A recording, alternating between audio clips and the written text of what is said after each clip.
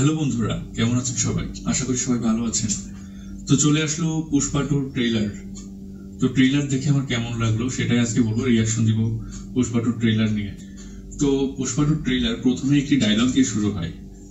তো এখানে একজন বলছে যে কি সমস্যা লোকটার, টাকা দিয়েও তাকে করা যায় না, আবার ক্ষমতা দিয়েও তাকে বশ করা যায় না, হয়তো সে বড় কোনো আঘাত পেয়েছে। পুষ্পা 2 ট্রেলারটি আমি প্রায় 10 বার দেখলাম, তারপরে এখানে আসলাম রিয়াকশন দিতে।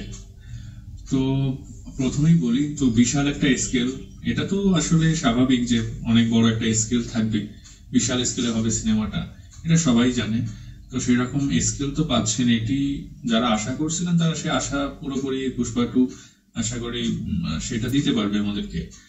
আর সব থেকে বেশি ভালো লাগছে যে বিষয়টা, ডায়লগগুলোতে একটু চেঞ্জ আনছে, মানে যে ডায়লগগুলো আগে ছিল সেই ডায়লগগুলোই আছে। পুষ্পার ডায়লগ, ফাহাদ ফাসিলের ডায়লগ, ফাহাদ ফাসিলের এন্ট্রিটা খুব ভালো লাগছে আমার, যখন আর কি একটা গান, রেডিওতে একটা গান হচ্ছে আর ও গোসল করে উঠছে, তো তারপর গোলাগুলি, আর একটি আইটেম সং এরই দেখলাম, যে আইটেম সং এর ভিতরে হয়তো শ্রীলীলা আছে আর কি, আমার খুবই ফেভারিট, ওই গানটার জন্য আমি অপেক্ষা করব। আর এখানে যখন আর কি একটা ডায়লগ বলে যে ইন্টারন্যাশনাল ভেবেছিস নাকি, সরি ন্যাশনাল ভেবেছিস নাকি, আমি তো ইন্টারন্যাশনাল, তখন দারুণ লাগে আর কি বিষয়টা।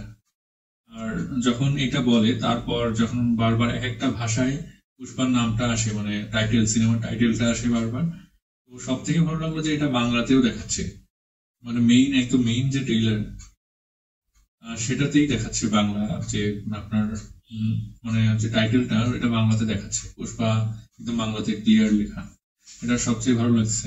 আমি হিন্দিটাও দেখছি, বাংলাটাও দেখছি, আর ভিতরে হলো বাংলাটা হলো মেইনলি আপনার মানে আল্লু অর্জুনের যে অফিসিয়াল ইউটিউব চ্যানেল আছে ওখানে আপলোড করছে, বাকি এগুলো প্রোডাকশন হাউসের চ্যানেলে আছে, কিন্তু যেটা বাংলা ওটা কিন্তু ইউটিউবে, ওটা কিন্তু আপনার আল্লু অর্জুনের নিজস্ব ফেসবুক চ্যানেলে, সরি নিজস্ব ইউটিউব চ্যানেলে।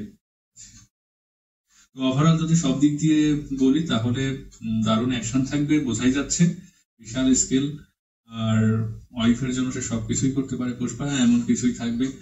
আর আসলে কি, পুষ্পাতে যেরকম যে একটা ভাইব ছিল, পুষ্পাতে যে একটা ভাইব পাইছিলাম, যে মানে দারুণ একটা ব্যাপার আর কি, বিশাল একটা ব্যাপার, সেটা এখানে পাইনি।